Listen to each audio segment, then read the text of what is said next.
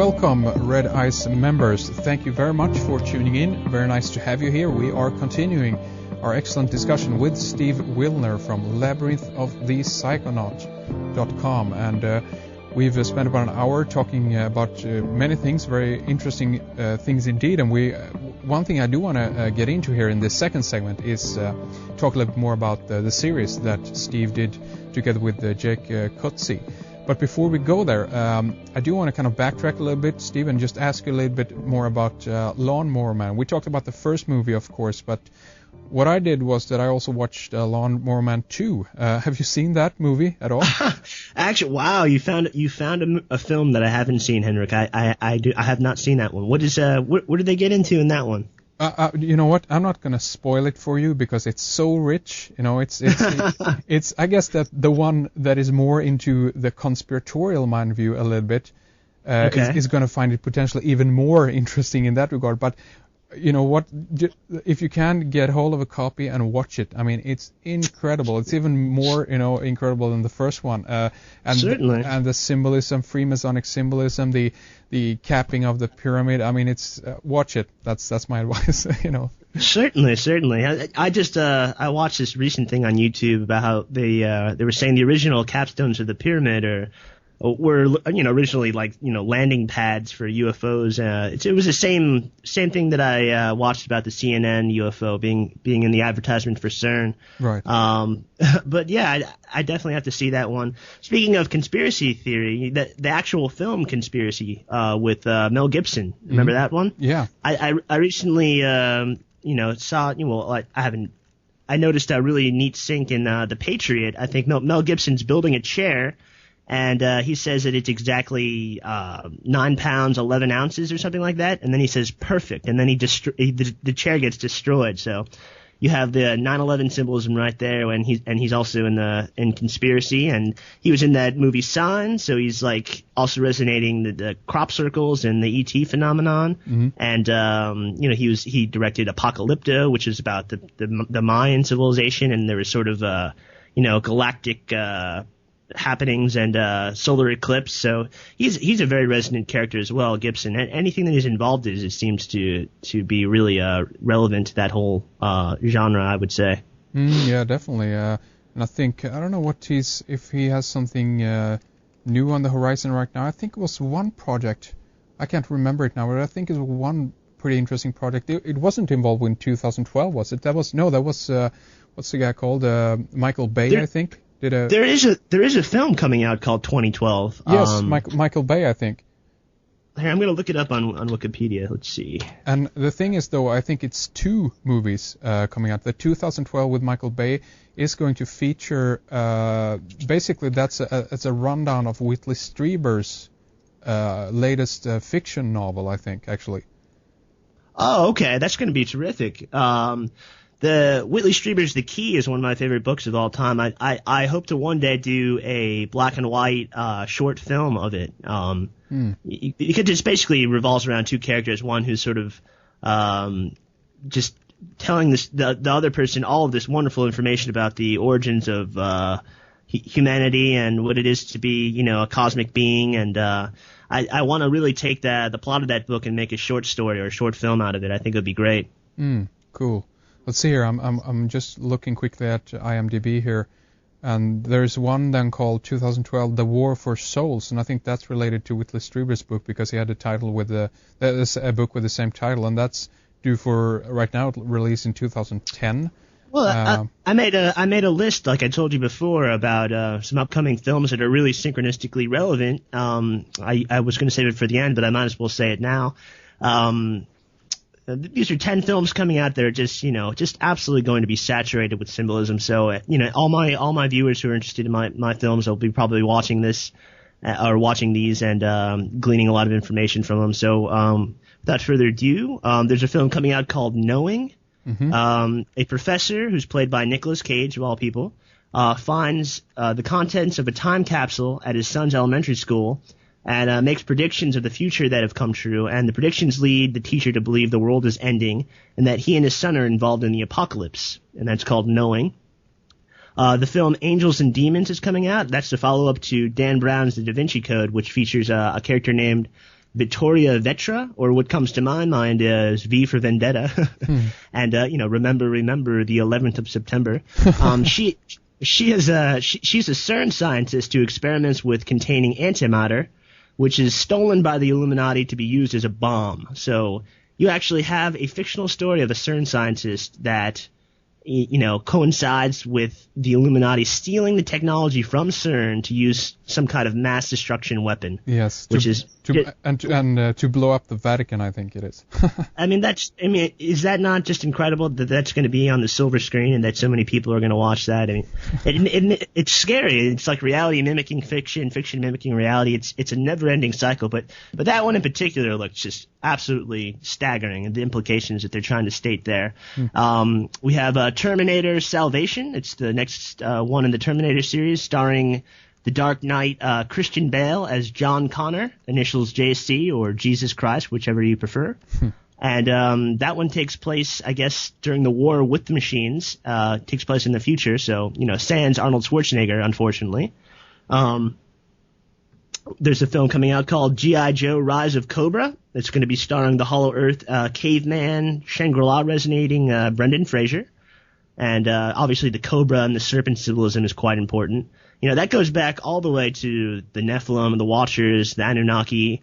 And a lot of people do believe that the human race is a hybrid race. And, the reptilians, that whole the David Icke phenomenon, the reptilians get a horrible rap.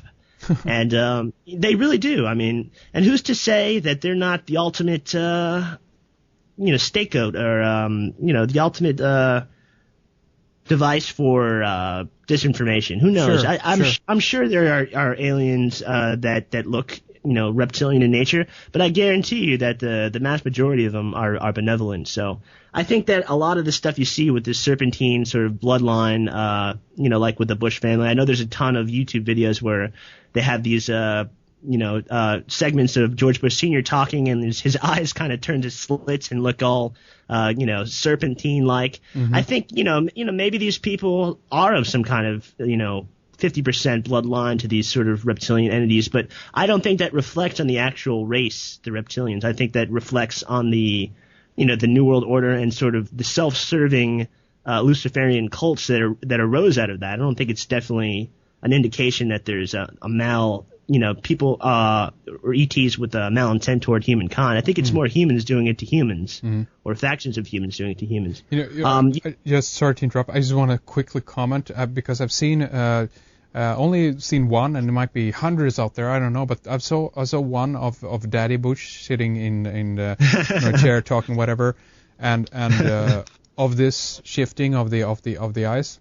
But for my sense worth, what I saw there actually is a very highly compressed video, and actually creates these small artifacts, which actually makes, I don't know exactly why or how that happens because I don't know all the technical details about it, but the few times I've done stuff like that myself, meaning I blow up a highly, a clip that has a very bad resolution or something like that. Right. I can easily create artifacts in the actual clip that looks like that. So I'm not talking about for all the clips here. Of course, I haven't seen those, but the one I saw, definitely no snake eyes there for me at least. Well, I mean, it's sort of the symbolism of 13 bloodlines, the 13 stars and stripes, with the 13 arrows, twigs, and berries that the eagle's holding on the golden seal. These people do believe that there's a descendant bloodline, and they do elect officials on that basis to some degree. I don't know how far that rabbit hole goes at all. I'm not going to speculate, but I do think that it goes deep. I mean, it does. I mean, we were just talking a little bit about in the break, for instance, about Obama, right? The new upcoming rising sun here. He's related to Obama's related to Bush and Cheney. They're cousins, ninth removed, and obviously 9 is a significant number in synchromistic circles, and he's also related to Brad Pitt of all people. Yeah. So he's related to the stars as above as below, and he's a 32 degree Prince Hall Freemason, of course. And they make it seem like his agenda is so different because he has this sort of messiah quality about the way that people are flocking to him, and I had a series, a 2-part series in which I explored the parallels and Newtonian superimposition of Morgan Freeman's characters and Barack Obama's candidacy, not just because they're African American, just because Morgan Freeman has played God in Bruce Almighty atop the K2 mountain range, which is synchronistically relevant to the pyramids at Giza and thus the 9/11 event. Mm-hmm. He owns a company called Revelations Films, and he's going to be in Rendezvous with Rama, as we spoke about before. And yes. I mean, that's like the ultimate, reawakening of the 2001 phenomenon, where you have this gigantic black spherical UFO, rocketing towards our sun, and we basically have to interpret and inspect what that ship is trying to say to us. And there was all kinds of things that actually coincided with the actual 9/11 event and Rendezvous with Rama, the actual book. So, like there was a date in the book that had to do with terrorist activity, and I believe it was in or around September 11. So that was very interesting. Oh. And then you have Morgan Freeman in Deep Impact, where he's the president, basically warning us of a coming passing of a comet or some kind of destruction or catastrophe. And he was also in The Bucket List, where he travels to the capstone of the pyramid, and he's actually buried next to the Joker, Jack Nicholson, atop the K2 mountain range. So I think that there are a lot of qualities in him. Not only did he play God or the president and was sort of this messianic figure in many of his films, but that's sort of what Obama is as a candidate, and it's sort of I see the parallels in that reality, and I think that in a way the future echoes back into the past, because as I've said before, every possibility that can happen does happen. So it's sort of a reflection of possibilities, and he is certainly an unpainted chess piece. He will be whatever we need him to be. We make him to be whatever he wants to be as president. But I mean, it's almost predetermined in stone that he's going to win. I don't find any possibility of a Bush clone and the woman from or the senator from Alaska becoming president. I would bet $100,000 against that happening. But I mean, it's like I said, it's a reverse time echo. It's a time tree echo from something that has yet to have happened. And he's for the New World Order, for Illuminists, he's the perfect candidate to sort of play the wolf in sheep's clothing, so to speak, And he'd be perfect to use to manipulate in that manner. I don't know if they're planning on that or not, but it would certainly vindicate the faith of the largest religion in the world if they started to make him seem that way, and they ended up nuking Iran or destroying Jerusalem or any of those Revelation-like scenarios, because believe it or not, none of those things have to happen. No. I mean, I don't think they have to happen whatsoever, but the mass majority of the planet are sending their thought forms out to vindicate and validate their faith.